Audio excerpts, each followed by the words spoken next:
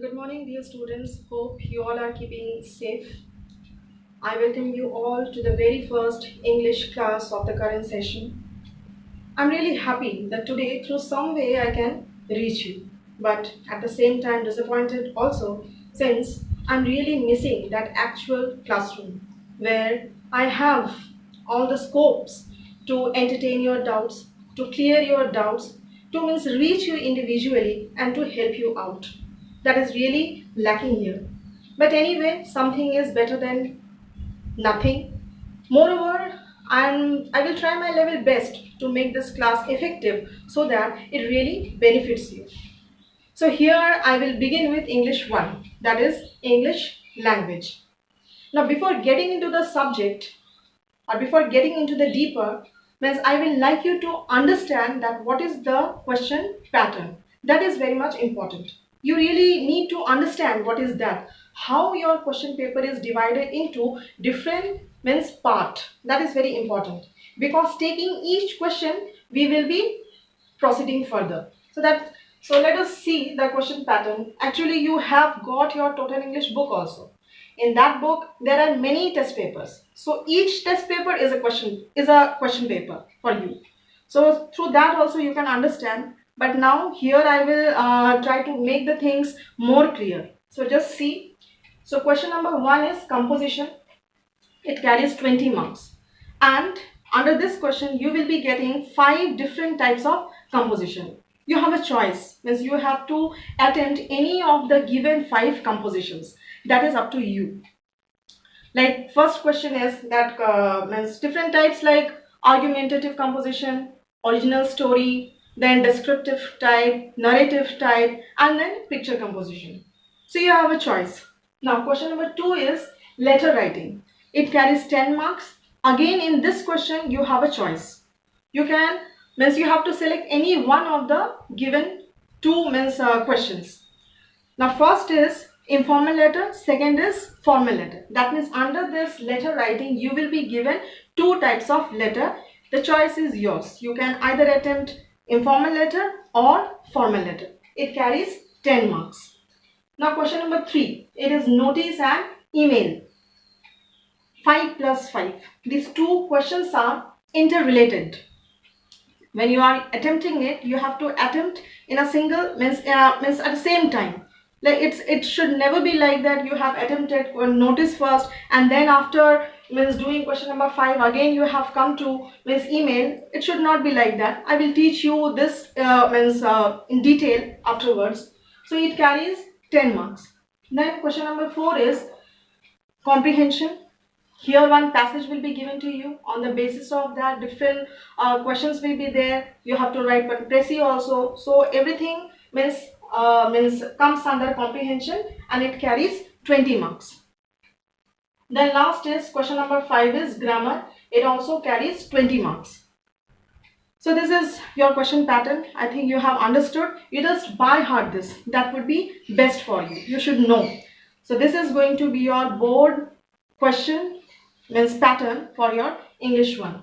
So today I will be dealing not with composition but with letter writing. You see, so I will be dealing with informal letter. I think these many years you have been using or you have used that traditional style of letter writing that is also called indented style. I think you all are aware of that. Means you have been using this format only. But now for class 9 I will suggest you to use box type format because that is much easier than traditional format. What happens in traditional format, certain things we write on the right side and again certain things we have to write on the left side also. So sometimes it really become confusing that which part to write in which side. So that is why box type format is much easier for you since you all are board candidates now. So there should be no confusion regarding this. Moreover, the marks remain same. In informal letter also, the format carries 3 marks. Whether you use traditional style or you use box type format, only for format there will be 3 marks. So, today I will be teaching you that box type format. Now you can see, I have a book. This is my last year's book. In this book, page number 46, that box type format is given. So if you have got the latest edition, maybe this page will not match. So that is why you just have to check. In my book, it is given at page number 46, that box type format. You can see it. This is the format. Here, everything comes left side. Means we have to keep to the left alignment. We have to keep everything to the left alignment. Like first, here you will write means your own address. That is sender's address. Sender's address. Then leaving a space, you have to write date. Again leaving a leaving little space, you have to write dear father, dear mother, or dear friend Arun, dear friend Ankita, then comma. After that comes the body part. Next, again the last part is subscription. Here you will write yours affectionately or yours lovingly, your loving, and then comma, and only your first name. So this is, so here you can see the difference, I think, because and what we used to do when we used to write that traditional format. Here we used to write means that sender's address right side, then date again right side, and then again we used to come left side for writing that salutation or greeting, and then again body, and then subscription used to be again on the right side. So it was, I think it is confusing. So that is why you keep everything to the left side according to the box type format. Now you see, you have to means only knowing about what to write and where to write, that is not enough. You should also know that how to write address. So I will suggest you, since here space is very less, moreover I think it is not very much visible also, so I will tell you to follow the Total English book. There this format is given very clearly. It is given in my book at page number 46. In your book it may be the different page, since you all have got the latest edition of the book. Now you can see this. First is this address. This is actually sender's address. This is sender's address. Now you can see 105 Pocket F, Alaknanda, New Delhi 110019. You can see how this address is written. It is from smaller place to bigger place. That means you are writing first the smaller place, Alaknanda, in New Delhi. So this is the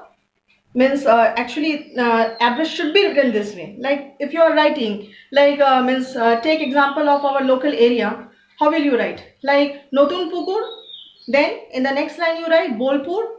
You can give hyphen, that pin you can give.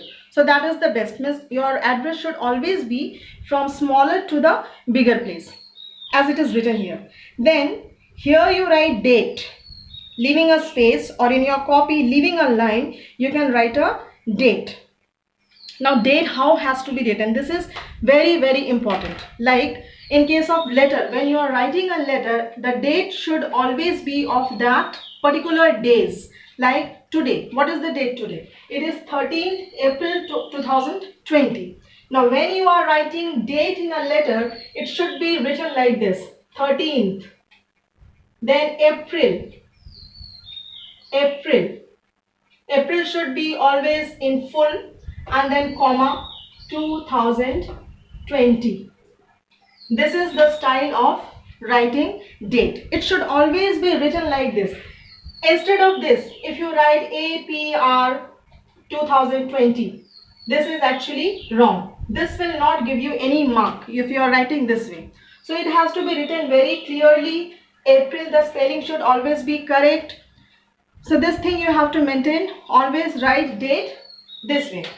Then next is you can see dear auntie. Here it is written dear auntie. Informal letter, you all know, the letter which we write to our relatives, our friends, our dear ones, that is informal letter. You all know. That is why I did not say much about this, since you all are aware of this, what is called informal letter. Now it is what? Dear auntie. So you will always use the word dear when you are writing greeting, when you are addressing somebody.